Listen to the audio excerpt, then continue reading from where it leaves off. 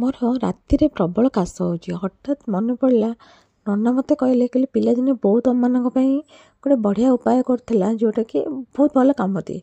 तो मोर से मन तो पड़गला मुझे जाऊँगी से बनैबी। तो ये चलतु आमर गोटे घर उपचार बनैबा। यहाँ हूँ मिश्री किसी मिश्री नहीं जाए अदा छेची ने आमर तेजपत्र तो पानी रे ताको मिश्री पकईदे तेजपत्र को काटिकी पकईदे ना गोटा भी पकई पारती अदा टी अदार परिमाण टी अधिका ने पूरा फुटाइवाई छाड़देवे मन कर 2 लिटर पानी फुटे फुटे आपड़ ताको 1 लिटर करने तापर गोटे बड़ हांडी भी बसई पारती ताको फुटे फुटे पूरा पानी टाको मारिदेवे। तो जितेबाला से 2-3 गिलास पानी रहिबो तो ताको डायरेक्ट काढ़े आउ ठंडा है पीबे।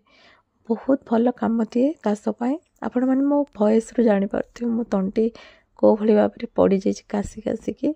तो मुझे घरोई उपचार जो करुँची टिके मत भल लगुच आपण मैंने भी घर बनईकी आग पी पारे। बहुत भल काम दिए बहुत पुराणा काल लोक मैंने एमती करके पीऊले।